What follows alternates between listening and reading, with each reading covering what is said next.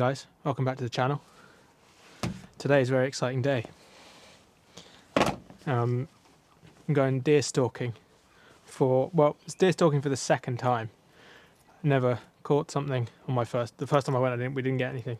But we're going again for an evening stalk. I really do not know what I'm doing. I'm lacing up my boots. I live in Cornwall and in Bodmin, on Bodmin Moor, which is the kind of the moorland that connects Cornwall to Devon and the rest of England effectively. There is a piece of land called Cabilla, which is a Atlantic rainforest regeneration project. If you're not aware, you know, the west of Britain, the west coast of Britain, prior to the kind of agriculture we've seen over the last few hundred years, was rainforest, temperate rainforest, home to all sorts of animals we no longer have anymore, including things like the tree frog. You know, of course, the tree frog is the kind of thing we really associate with. I really associate with tropical rainforests, with you know, Costa Rica and the Amazon and Africa and stuff like that. But here in the UK and the west coast of Britain, we would have had such things as tree frogs. Anyway, Merlin, who runs Cabilla, who's the landowner up there, and he runs the 1,000 Year Trust, which is the charity that is maintaining and restoring and regenerating this patch of land to help it return to a kind of wild state. He also hunts deer on his land for conservation reasons, for deer management reasons, and he's so kindly taken me under his wing to show me the ropes. So he's taking me out stalking again this evening. I'm going to try and film as much of it as I can. Of course, it's not the easiest thing to film, but I'd love to bring you guys along for that, and also to just to document my first experience on a hunt. My relationship with the idea of hunting has changed a lot throughout my life. I never thought I'd have an affiliation with guns. That's what we're going to be hunting with. I obviously don't have a gun, but that's what we're going to be hunting with. And Merlin's going to be lending me one of his guns. It's actually illegal in the UK to shoot with a bow and arrow. And for all sorts of reasons. You know, I'd love to learn to shoot with a bow and arrow in this country, but it's just illegal. It's just the way it goes. It may well come back. There are definitely people out there who want to bring it back. But it's not there right now. So for now, we're shooting with guns, which are, of course, a lot more accurate. I guess, I'm sure there are archers out there who are incredibly accurate. But they're also much louder, and it is a different thing. One day I'll hunt with a bow somewhere, be it Scandinavia, the US, wherever.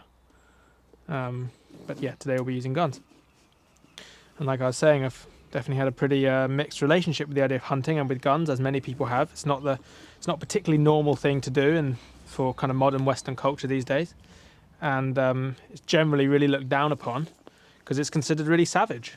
And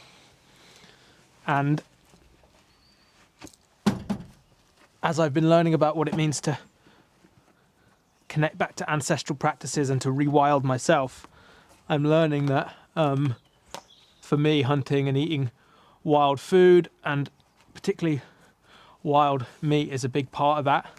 And if I want to continue eating meat, that has to be a part of my journey, ultimately. And I have to meet the grief that comes with that. It's not easy. I've killed smaller things. I've killed fish. I've killed crabs.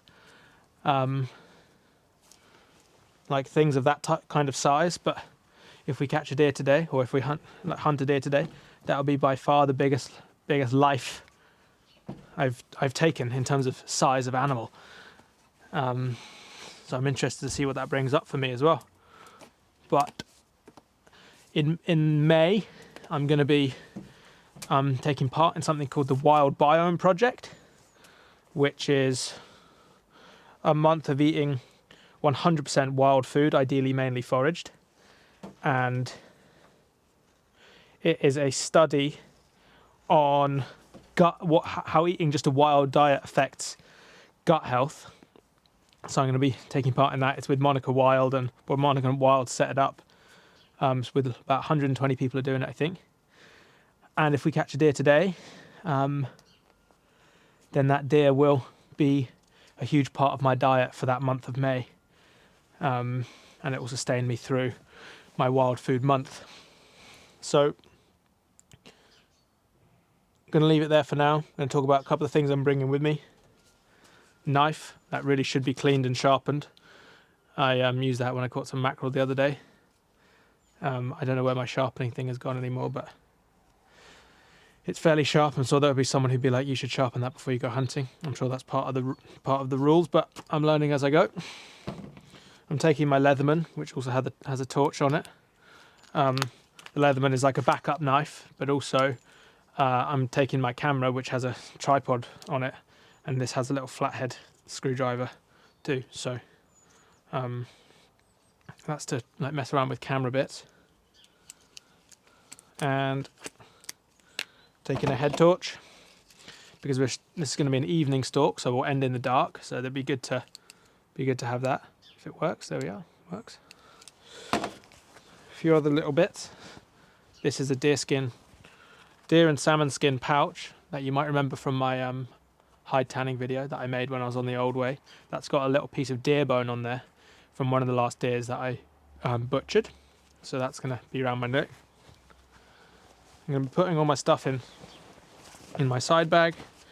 In my side bag also lives my bigger deerskin pouch, and mainly I just want to have it with me as a. It's not very good when it gets wet. I don't know if it's going to rain. That's why I've got it in here, but I just would like to have it with me. And in there's various plants, various sacred plants. So I'm going to pop all of these in there.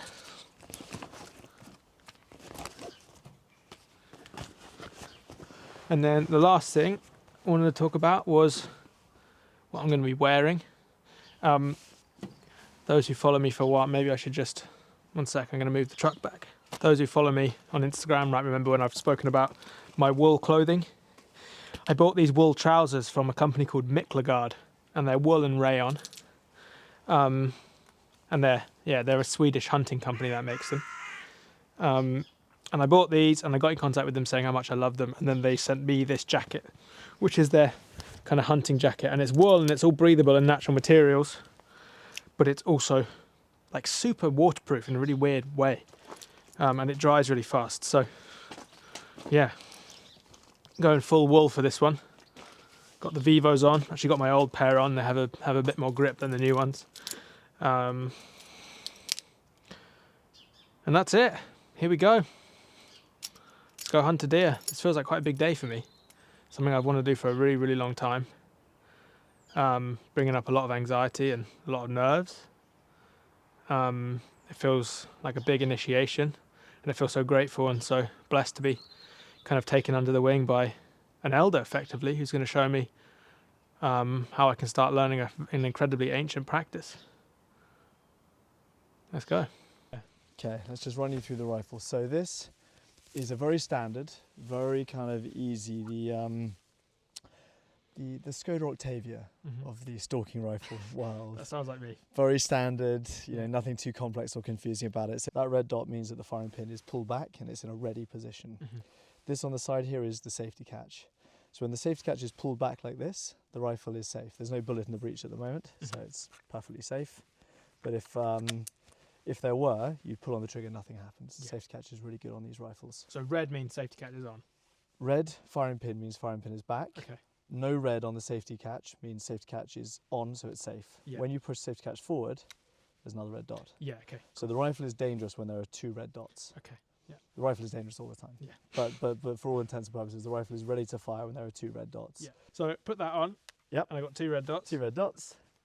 So the best thing is, because we'll try and be lying down. So what we'll probably do is get you into position. You take the safety off when you're actually in position. Okay.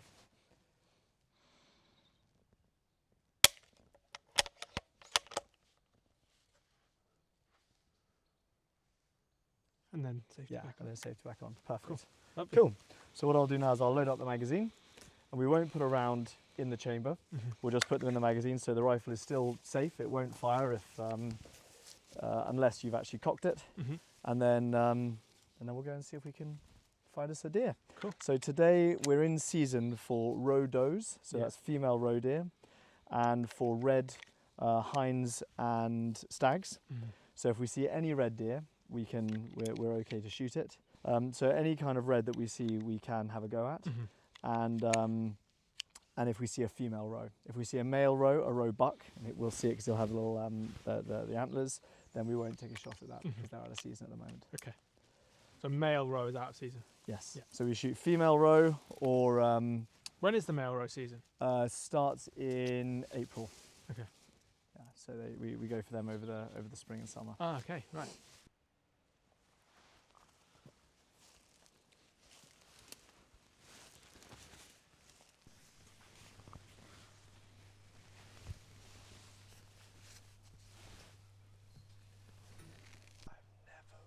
Through this enclosure without there being at least 2 deer in here, usually a bit deeper in. So I'm going to climb down and I'm going to walk in an arc. And if there are any there, they will run out this way. They'll jump over, but in the act of jumping over, they'll stop on both sides of the fence. So that gives you a really good moment to try and shoot a deer. Now I normally would only do that with people who've shot lots of deer because I'm leaving you alone with the rifle, but I'm just going to give it a go. Now, I will not walk past this point here, so just basically don't shoot anything to the right of that right hand fence post in front of you. So there's 2, the right hand one. The right one, don't shoot anything to the right of that because it might be me. Now roe deer, they don't have big antlers like a reindeer. They have antlers that kind of point back a bit. Yeah. You're comfortable with what they're... Yeah. So don't shoot a roe with antlers. Yeah. So I'll only be gone for about 5, maybe 10 minutes. I'll leave you here. What I'm going to do is going to load the rifle for you so it's ready.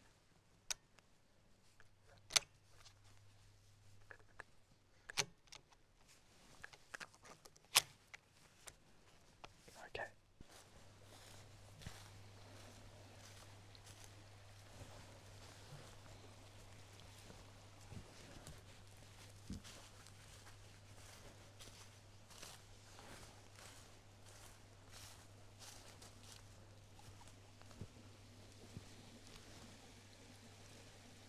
So Merlin has left me up here on this platform. We're waiting to see if a deer comes out on this little patch. They're often seen around here. I'm pretty nervous. I've never shot a deer before. I'm scared. Already feeling like a grief, and there might not even be a deer coming, but this feels like a real moment of initiation. Like this could be the moment I shoot my first deer, and my heart is going really, really fast.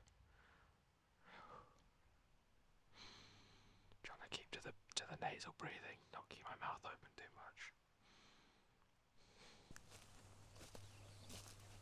Go back into the rainforest. Try and look in there.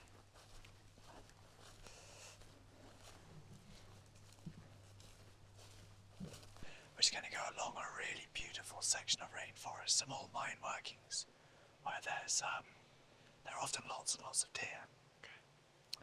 Because this is now in the realms of like woodland snap shooting, what we're doing is increasing the chance that if there is a deer, it's probably safer if I take the shot, just because it's going to be like that one we saw earlier, where it's like, and you've got the deer countdown clock, which is every time they run, they always stop for about 3 or 4 seconds, and you get like do, and you've got this real window. And if one does that, I just want to make sure we get it. Yeah. So if we see one and it's stationary, I'll pass you the rifle. Yeah. But if there's one that's bounding, I might just take the shot just so that we get something. Yeah, absolutely. Okay. Cool. That feels like a good next step for me, anyway. Yeah. To be on a stalk, we get a deer. And get a deer. But it's not me who shoots it. That feels It's progression. Exactly.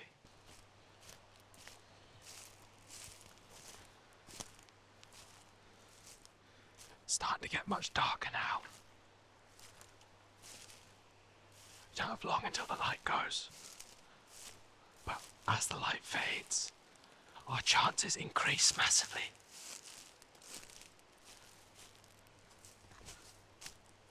It's like just as you think you're going to give up, apparently, that's when the deer come out.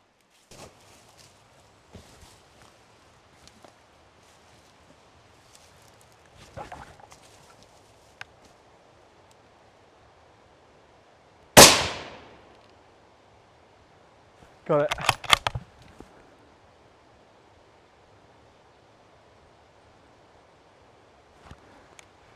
There's a deer. Do you see it? No. That's the way it is in woodland shooting. Now we've got to find it.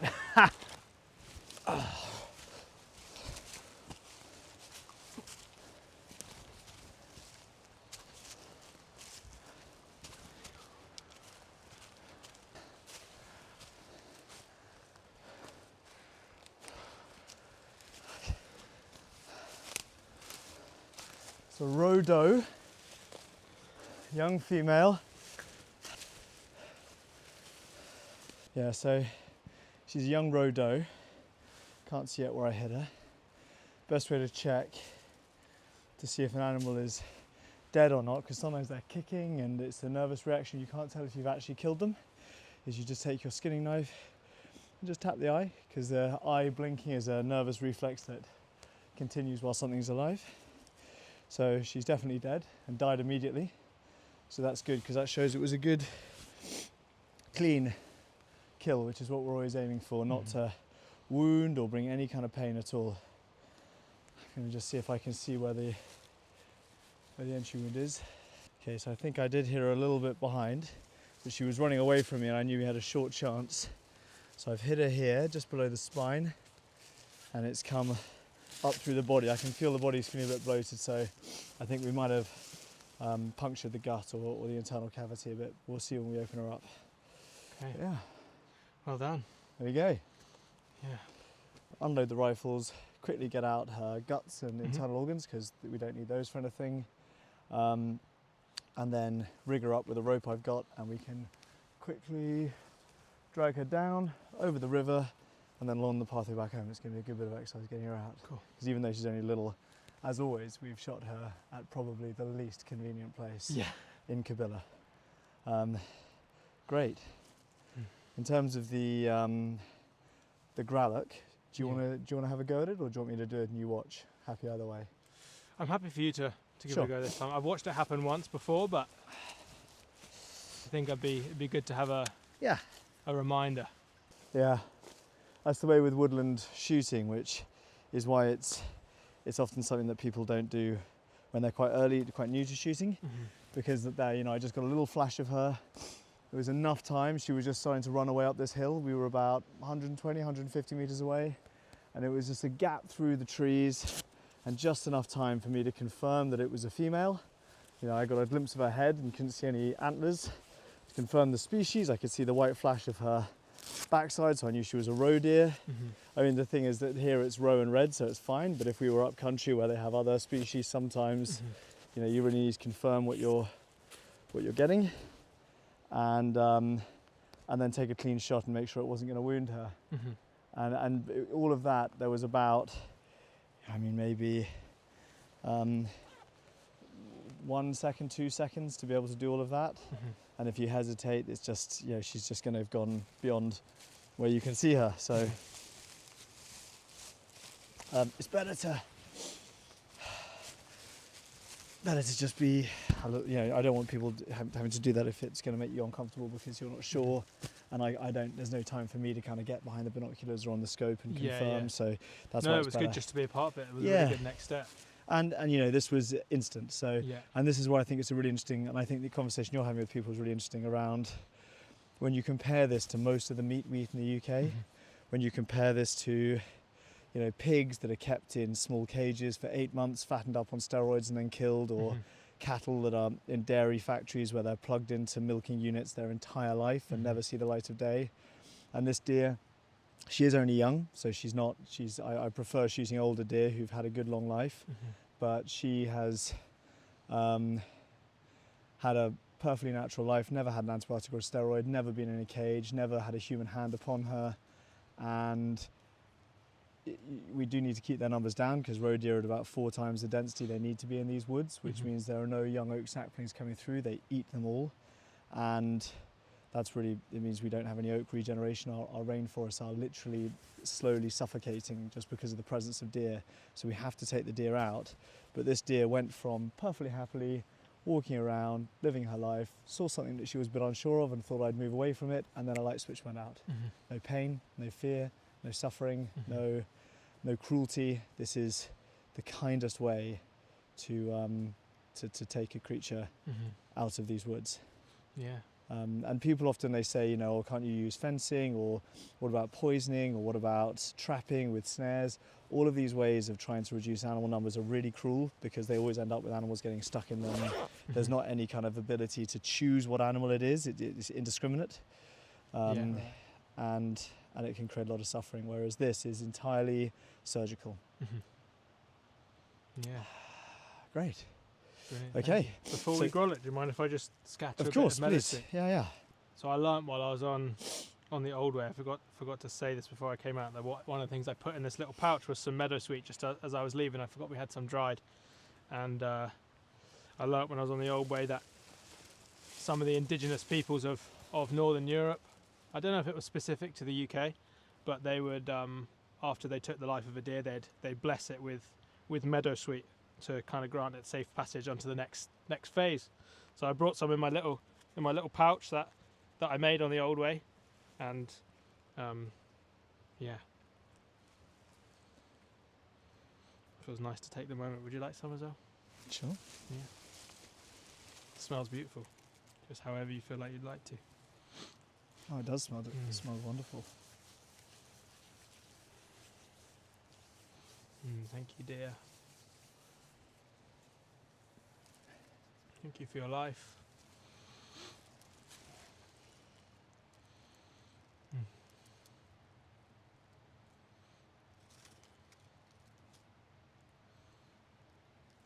Beautiful. Thank you. So there's, as you say, there's so much tradition in much of Northern Europe. So in places like Germany and Austria and Slovakia and the Czech Republic, they have a real culture of Jägers or hunters. Right. And a lot of these kind of festivals, and there's a tick on me, just be careful of ticks, these deer do have a lot on them. Okay. And a lot of these festivals and sort of ceremonies, and a lot of our land ownership in the UK has been really peculiar in the way that everything's gone into the ownership of big landowners, and it means that we've lost a lot of our British traditions, and a lot of the traditions that we have in the UK are more around poaching, actually, as something that's been more traditionally practiced. And so it's really nice, I think, to reclaim and start to bring back some of the gratitude to the animal, but also just traditions around hunting and gathering from the land, both foraging, but also taking meat off the land. Yeah. Okay, so now what we'll do is we'll just take out the internal organs so that it makes it a little bit easier to carry back. And also we leave them here as a little gift to buzzards, foxes, badgers, and anything else that might want to have a little bit of supper. And by the time, if we were to come back here, maybe not tomorrow, but maybe in 2 days, this would all be gone. Yeah. Everything we're going to leave here today. So let's just open this up a bit. And then what we'll do is we might drag her for the first bit over where it's over leaves and she's not going to get damaged. And then when more of the blood has come out, we'll sling on your back. Yeah, we'll get her down to the river, wash her out in the river, put her on your back. That'll work. Okay.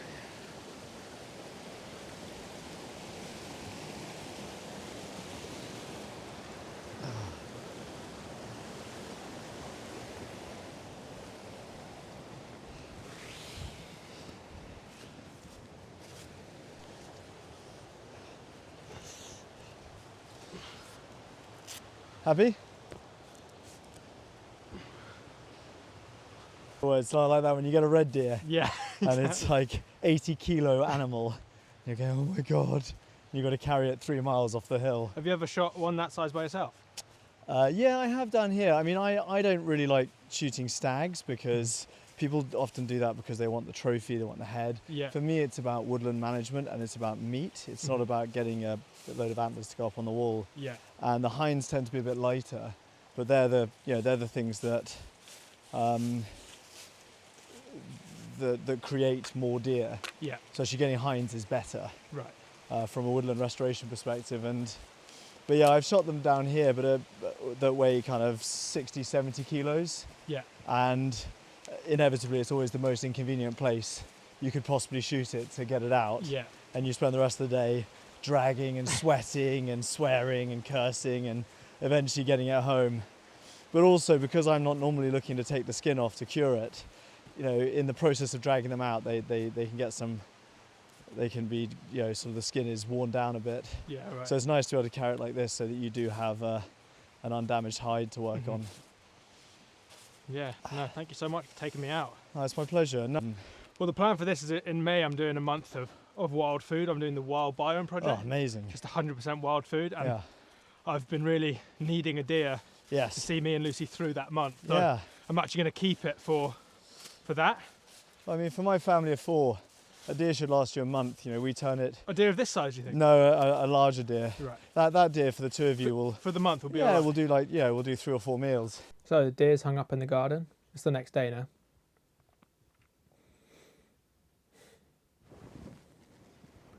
Need to sharpen my knife, my grubby knife. So got my little pocketable sharpening thing. And while I sharpen this, I'm going to talk a little bit about you know, the topic of whether we should eat meat or not. Excuse me. It's obviously a huge topic. One that I don't aim to solve in this video.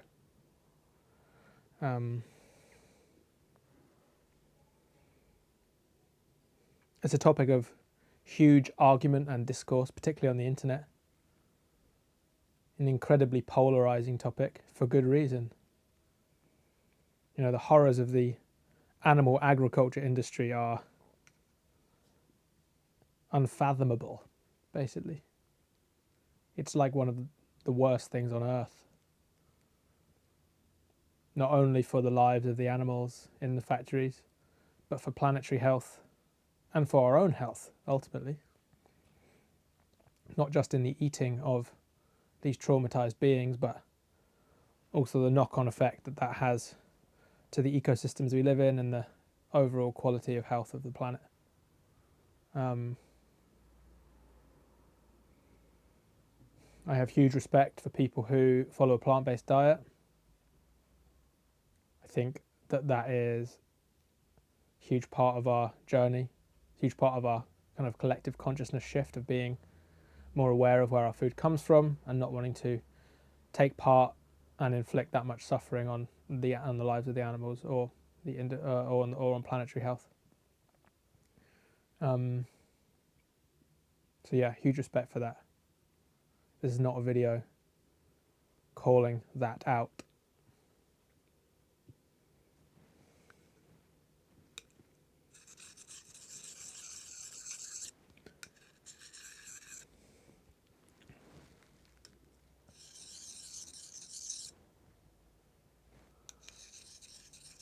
But I think there's of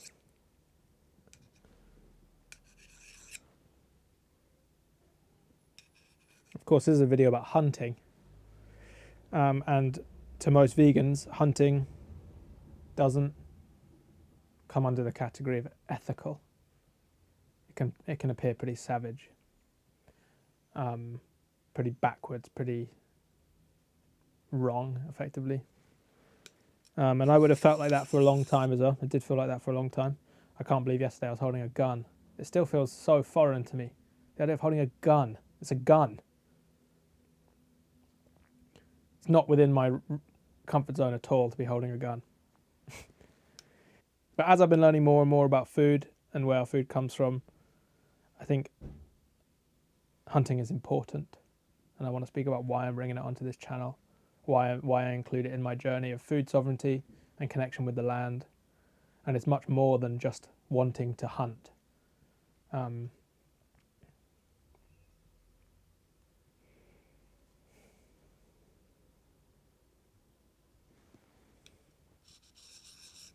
You heard Merlin speaking earlier about like the overpopulation of deer.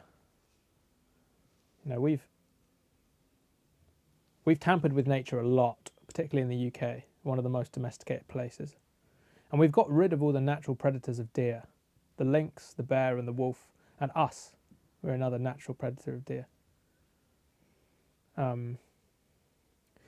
Which means our deer populations have gone out of control. Just roe deer populations alone. We should have 1 million roe deer. And we have about 300,000 to 400,000 in the UK. And that's just one of our deer species. We have 2 indigenous deer species, red and roe, I think. But then we have another 4 other deer species. Muntjac, sika, I think. Fallow. Fallow, I think fallow have naturalized. I think they came over with the Normans, maybe. But basically, like, we have already more deer species than we naturally would have in the UK. And they're all overpopulated because we don't have any predators. And that many deer destroy an ecosystem. They eat everything. And for someone like Merlin who wants to regenerate a patch of woodland, more than just a patch, he has, you know, it's a wider vision. He's trying to bring back some of these native tree species, things like the sessile oak. The young sessile oaks, when they're like that high off the ground, you know, deer love eating them, and they absolutely destroy an ecosystem when they're in that many numbers and don't allow it to regenerate. Which means that has a knock-on effect. I mean, if you see an ancient sessile oak tree, the amount of biodiversity that's on that tree, the insects, the mosses, the fungi, the birds that attracts, the mammal, the amount of life that's on that tree. So if you tamper with nature once, you have to tamper twice. We've already got rid of the predators. So it's out of balance. So doing nothing isn't a neutral position. Doing nothing is negligence. And if we want to bring back that type of biodiversity, we have to basically bring back the predators. And of course, that's also a very contentious topic. And if we're not going to bring back the predators, we have to manage the deer population.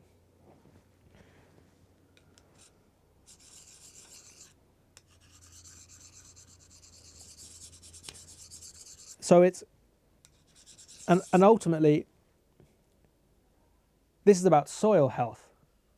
If we want to grow healthy crops, we need healthy soil. And healthy soil comes from thriving ecosystems. It comes from all the debris, the death that goes back into that soil, creates those networks, creates a foundation of health for which crops can grow back out. And if we destroy our ecosystems like we are and like we basically have, we're left with dead soil, which means you have to fertilize, means you have to do all sorts of other things to get that level of health back. And of course doesn't bring that health back doing those things. So there is a case for hunting, an environmental case for hunting.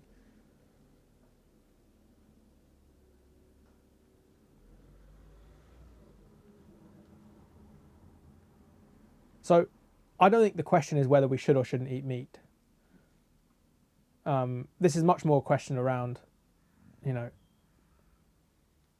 what is a diet that best reflects and support the health of the ecosystem I live in? That's ultimately the question I'm asking myself. And of course, factory farming doesn't really come into that at all. Like, that's detrimental to personal health, planetary health. Of course, we have to feed a lot of people. That's a different conversation. Whether you can feed everyone on the deer alone, I don't know. That's why I said I'm not here to solve the problem. But we have a huge excess and abundance of deer. And it's an amazing source of high quality food that is not just good for our own organism, but if managed appropriately, has incredible knock-on effects to the wider ecosystem. So that's why I wanted to learn to do it, and why I wanted to be part of that.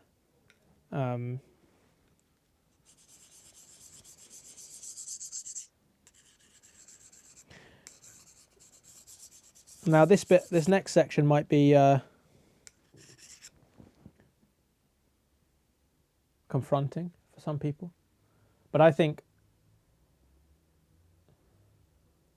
veganism and the animal agriculture industry, factory farming industry, actually share a common value, which is that it's an attempt to hide from death generally, the death principle. This culture is obsessed with the light, the masculine, the domestic, the summer, the life, terrified of the dark, the death, the winter, the wild, the feminine. And these are poles. They exist at two ends of a polarity. And for me, a healthy human culture is one who knows how to balance the poles, not obsesses over either one. And it appears, due to the amount of destruction Western culture leaves in its wake, that we would, a rational conclusion would be that we love death. We have an affinity for death, but I feel it's the other way around. This is my own take. That it's actually our fear of death and wanting to exile the dark principle and push it to one side. That means we get things like factory farms, stuff like that. People who want to eat meat but don't want to be part of that process at all.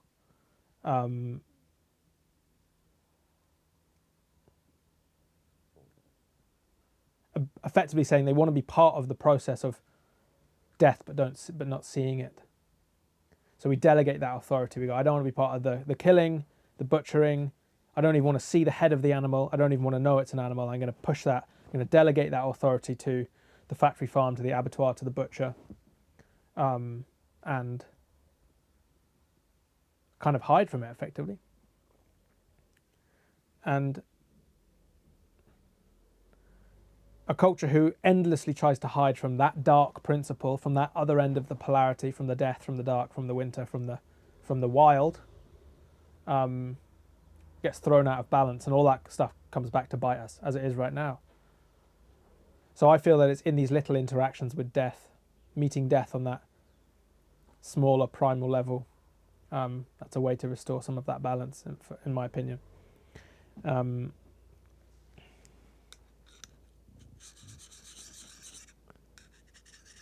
And veganism, I think, similarly, not all vegans, but often it's portrayed as, I think for a lot of people it's about purity, about never contributing to the suffering. There's not a meal on earth, there's not a diet on earth that is without suffering. Of course, there's a lot more suffering in the animal agriculture industry than veganism, one could argue. One could maybe argue the other way as well. I don't particularly have an opinion on it. But there's no diet on earth without that suffering.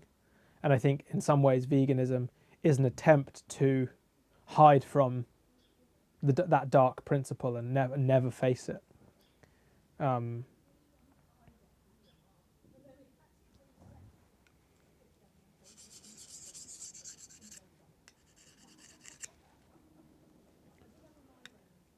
And this is what our culture does, what the dominator culture does, what a culture whose main reason for existence is growth, expansion, making money, progress. It takes beautiful, sacred, natural things,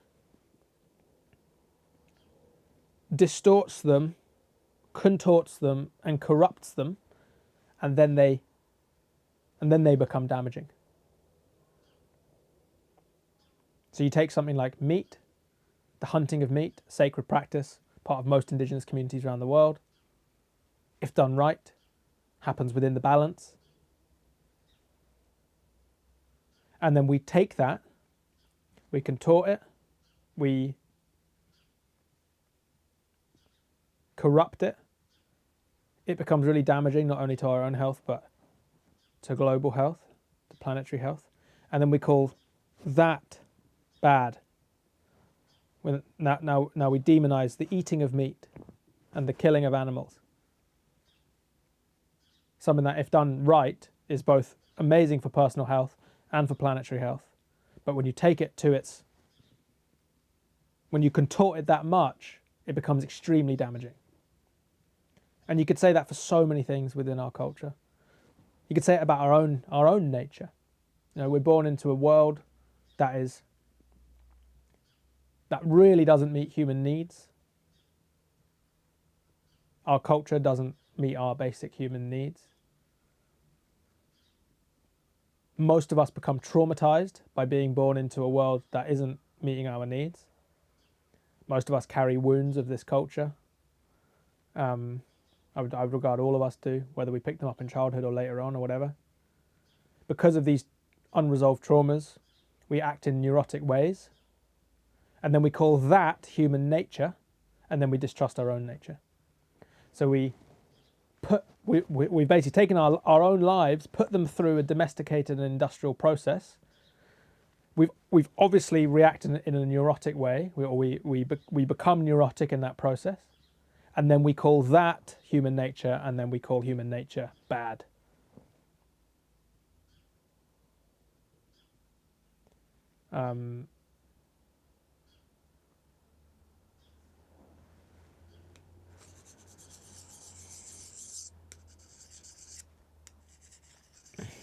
I think it's very important to meet the dark side, to meet the death principle. That's what the initiation is. By meeting that end of the polarity, the scary end, the winter, the dark, the cold, the death, the wild, that is the initiation which allows the human to return to their life with sacredness and reverence. But we've all but removed, but we've basically got rid of all of these ways in which we can initiate, whether it's the plant medicine, whether it's the vision quests, whether it's the hunting, the meeting of death. These are all ways to contextualize our own existence, to show that we are part of something bigger than ourselves, and that births you into adulthood and then eldership, effectively.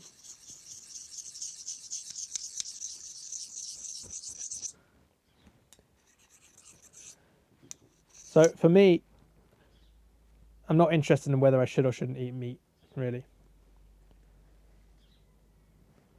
I'm interested in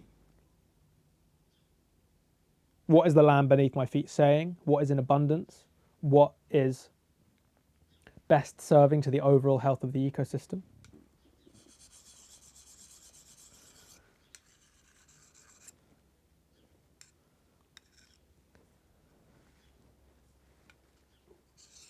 And how can I embrace more nuance to not live in binaries of like, that thing's good, that thing's bad.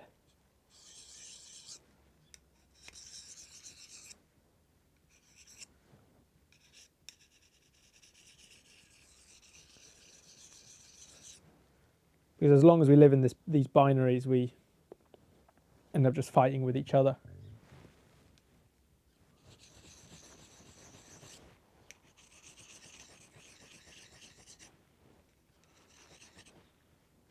You know, I was reading Monica Wild's book, The Wilderness Cure. Monica Wild is a forager, lives in Scotland. She ate wild food for a whole year. Monica normally, in her normal life, follows a vegetarian diet. She doesn't like eating meat that much, she says. But when she did her year of wild food, she couldn't be vegetarian. If you want to eat a wild local diet, or even a local diet in outside of equatorial regions, basically, you pretty much have to eat meat. There's kind of no two ways around it. All the vegans I know, they uphold their vegan diet through imported food, basically. I'm not saying that that's necessarily wrong, you know. You could argue that it's much better than eating factory farm meat. I'm sure it is. But it's not devoid of suffering. It could be a better next step, but there's this purity that comes with veganism, or puritanical vibe, like they've stepped away from any kind of suffering, which to me just isn't true. I would say far more suffering is inflicted by importing, like the fossil fuel costs and the deforestation and the pesticides and the fertilizers that go on to crops around the world and then to be flown to the UK. Far more suffering, in my opinion, in terms of net suffering, goes into that than hunting one deer. Far more. So ultimately, this can't be a conversation about whether eating the meat is bad. It's basically like, which industry are you picking? The agriculture industry is awful in virtually all ways, in every kind of way, whether you're eating meat or whether you're eating plants, you know. And we're all complicit in that in some way. When, like, you know, I'm eating things all the time that don't align ethically with me, be it plants or animals. This is the culture we're in. And anyway, Monica speaks to this in her book, where like all these various, what I'd regard as fad or extreme diets that we see, keto, veganism, carnivorism, these are all diets that at various points over the cycle of the year, over the annual cycle, our hunter-gatherer ancestors would have eaten. So we're coming into spring right now, starting to get a lot more leafy greens through the spring months. Our ancestors, particularly in these kind of temperate regions, may have been completely vegan. But in the depth of winter, January, February, what you'd call the hunger gap, one of the only things to eat is deer. So you might be completely carnivore January, February, but come spring, you might be completely vegan. And then there's times of the year where you're eating a lot more root vegetables. There's times of the year where you're eating fish, and then there's times of the year where you're eating crustaceans and seafood and various things, you know. And like I said, I'm not trying to solve this problem in this video, you know. How we feed global population is a huge problem, one I'm not qualified to answer. And I'm aware of the privilege of being able to go and hunt a deer. Not everyone can go and do that, and this video is absolutely not about saying why everyone should go and hunt a deer themselves. We have huge land ownership problem in the UK. Most people don't have access to the type of land where you could go and hunt a deer. That's a huge privilege. Most people don't have the ability, access to things like guns and stuff like that to be able to hunt a deer. It's not a one-size-fits-all model.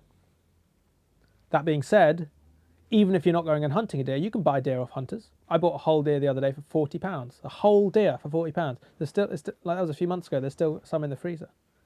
I butchered it with my friends. Apparently one of the biggest costs in for buying meat is the butchering cost. So a huge proportion of what you're paying for is actually to pay the person who butchered it rather than the meat itself. So if you buy the whole animal and butcher it yourself, you save huge amounts of money. It's one of the most cost-effective things you can buy, is buying a whole deer.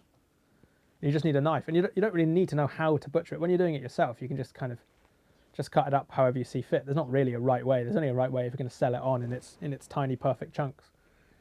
And also, you know, even if you don't, you might not have the connections to know someone who hunts deer. You know, particularly if you live in urban areas, there are places where you can buy on the internet. You can buy wild deer, and it's such an abundant food source that we are not accessing, that I think if more people accessed, it would have a net positive for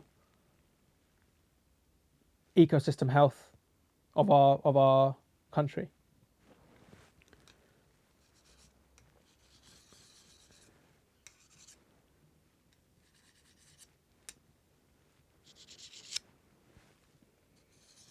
And that what we eat has always, historically, what we've eaten, what humans have eaten, has been a reflection of the land they live on. Right now, you know, it just so happens that we eat tomatoes, potatoes, broccoli, pigs, cows, lamb. These are just like, we've almost just pulled them out of a hat. They're like, they've all been selectively bred, both the plants and the animals, way past their natural origin.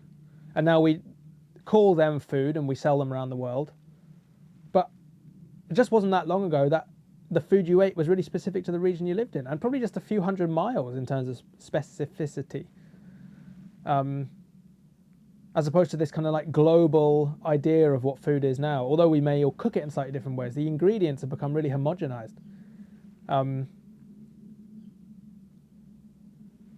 for me, what this is really about is reclaiming food sovereignty, learning about what the land is offering in abundance, and letting that dictate your diet. I'm going to finish sharpening up this blade, then I'm going to skin and butcher it.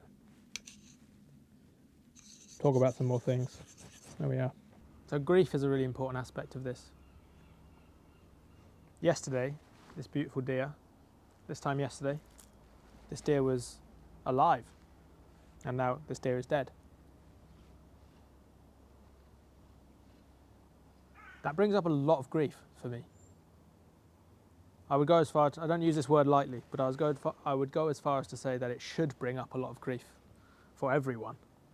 This isn't a process that becomes devoid of grief the more you do it. They say when a hunter no longer feels grief, they shouldn't hunt.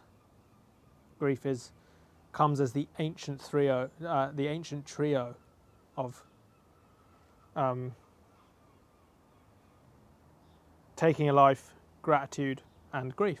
They should come as a three, as a peculiar, almost what we'd consider a contradictory three. I no longer think so. The hunters I've met have had a better understanding of their ecosystem and are more in service to overall ecosystem health than virtually any other person I've met. And that might seem really contradictory to a lot of people. But the way that hunters know the animals that they're hunting, their love for those animals, the love for the ecosystem, and the way they understand it and understand the overall flow of the ecosystem and what serves all beings, they know far better than virtually anyone I've met. So I've changed my relationship a lot with, or I've changed my judgment a lot of hunters, I'd say. By the way, this is not a butchery tutorial. I've butchered a few deers before, I think 3 before, with groups. This is the first one I've ever done by myself. I will definitely be getting it wrong. Do not look for me to guidance for deer, but I also know that this is a very ancient part of humans, and that I just trust the intuition. It is fairly straightforward. You can't really get it wrong once you've got the guts out and stuff. You can't really get it wrong. You just get weird cuts of meat, but there's nothing wrong with that really. It's just about how it looks. So I'm going to take the skin off and take it apart. So I'm going to take the skin off and yeah, make the cuts.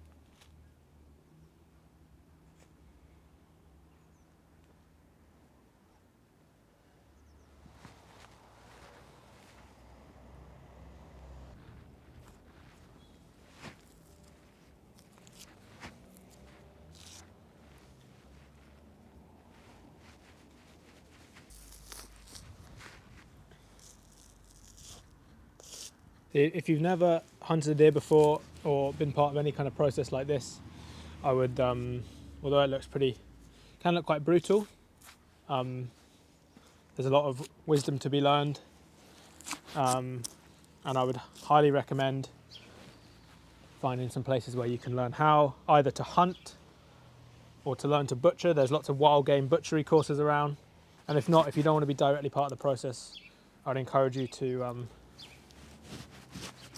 buy venison from local ethical distributors and hunters. If you're in Cornwall, I'd really recommend you to go and check out Cabilla, either to go on a retreat to the retreat space, or look into the 1,000 Year Trust as well, which is the charity around regenerating the ancient rainforest there. So this is the full butchered deer. I didn't feel like filming the whole butchery process. I kind of just wanted to be with it. And my hands are obviously covered in blood, and I didn't want to keep touching the camera. But like I said, this isn't a how-to butchery video. It was more about the ethics of deer hunting and the story behind the stalking and stuff like that. I'll be turning the hide into something.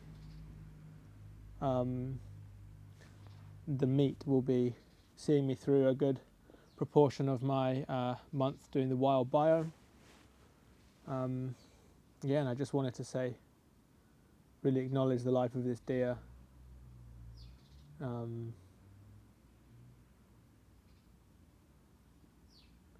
Such an honour for this deer to be with me on my first hunt. This will forever be the first deer stalk I went on. This will forever be the first deer that I've stalked. Although I didn't kill it myself, this deer represents a kind of gateway for me, and a pivotal point in my journey, I suppose, of connecting to the land and wild food, and feeling so grateful for deer kin, the ancestry of deer and of roe deer in this country, stretching back to so many of our ancestors, and that we're, to connect back to the fact that we're deer people. And what I just did there in the last few hours of skinning and butchering is something that has been done more than any. If you were to clock up the hours in our ancestry of people doing that versus people driving, people scrolling, people writing emails, this is what is in our genetic memory, rather than all the stuff that's been here for such a short amount of time relatively. So it felt beautiful to connect with that practice. Huge gratitude for the land of Cabilla for holding us, for welcoming me. I feel so connected to that land up there. It's the wildest bit of Cornwall that I know of, the most rich ecosystem. It feels like such a blessing to be able to access that land and to be able to spend time there. Huge thank you and feeling so much gratitude for Merlin, who took me under his wing and took me on my first deer stalk. Feels really massive for me. And yeah, thank you guys if you've made it this far in the video. This is ultimately a process to show my journey of what feels right for me, with the hope of inspiring more people to live reciprocally with the land. I don't even know what that looks like in 2025, but this is what trying looks like for me.